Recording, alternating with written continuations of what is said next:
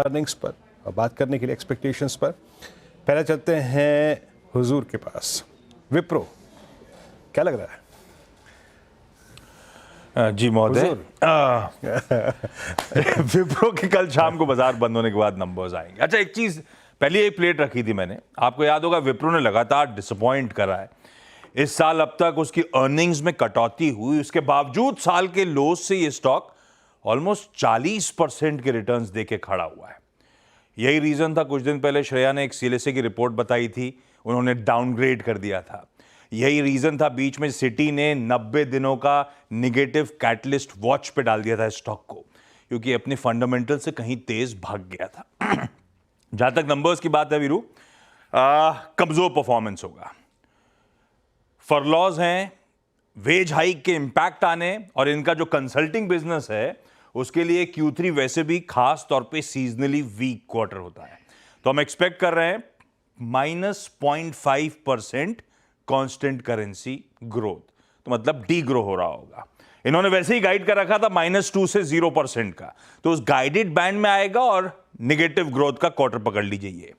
दूसरी दिक्कत की बात, इनको 2 मंथ्स के वेज हाइक्स को भी फैक्टर इन करना है इस क्वार्टर में। हालांकि ऑपरेशनल एफिशिएंसीज हो या फिर कह लीजिए फेवरेबल मार्केट, फॉरेक्स मार्केट की कंडीशंस हो, उसको एब्जॉर्ब कर लेंगे और मार्जिन शायद फ्लैट या 10 या 20 बेसिस पॉइंट्स के आसपास का क्यू ऑन क्यू सुधार दिखा रहे होंगे। विप्रो के लिए अगली इंपॉर्टेंट चीज है गाइडेंस, या अगली क्वार्टर का गाइडेंस देते हैं। इन्फोसिस HCL पूरे साल का गाइडेंस देते हैं।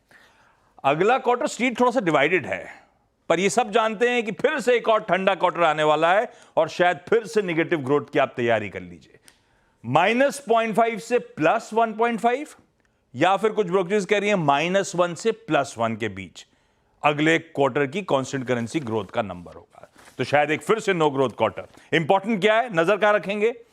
क्लाइंट्स के बजटिंग ट्रेंड्स कैसे हैं, ये जो रीसेंट डील्स का रैंप अप कर रहे थे, रेवेन्यू कन्वर्जन कैसा हुआ है, और कुल कॉन्ट्रैक्ट टीसीवीज का। कोटक कह रहा था 3 बिलियन के आसपास का रन रेट आएगा इस बार, तो नजर वहां पे रहेगी। एक चीज और इंपॉर्टेंट है इनके लिए, इनके मैनेजमेंट एट्रिशन तगड़ा है, वो टैलेंट जो है पूल लगातार छोड़ के जा रहा है।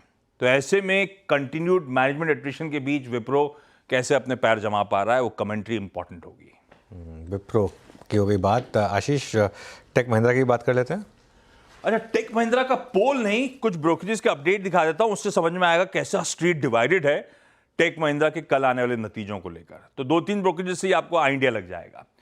कांस्टेंट करेंसी में फिलिप कैपिटल कह रहा है भाई -1% हो सकता है, बाकी दो नजर आएंगे 0.3 से 0.7% की constant currency Q on Q growth की बात हो रही है।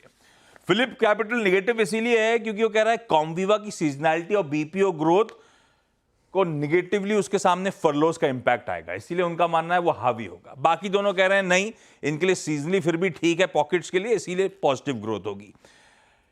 टेलीकॉम हो नॉन टेलीकॉम हो, दोनों में सिमिलर ग्रोथ लार्जली एक्सपेक्टेड है। मार्जिन्स डिवाइडेड है स्ट्रीट, लेकिन लार्जली मार्जिन शायद फ्लैट देखने को मिले, 10 बेसिस पॉइंट्स इर्द गिर्द होंगे प्रीवियस क्वार्टर के आसपास।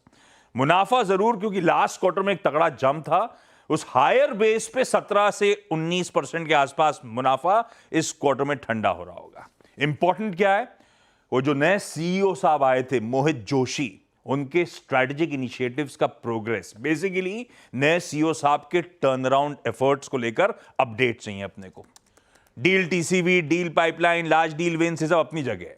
दूसरी इंपॉर्टेंट चीज, इस कंपनी का एक प्रोजेक्ट था, प्रोजेक्ट फोर्टियस, जो कि बेसिकली इनका मार्जिन प्रोग्राम था। अगले 3 साल में हम अपने ऑपरेटिंग मार्जिन को 15% पे ले जाएंगे।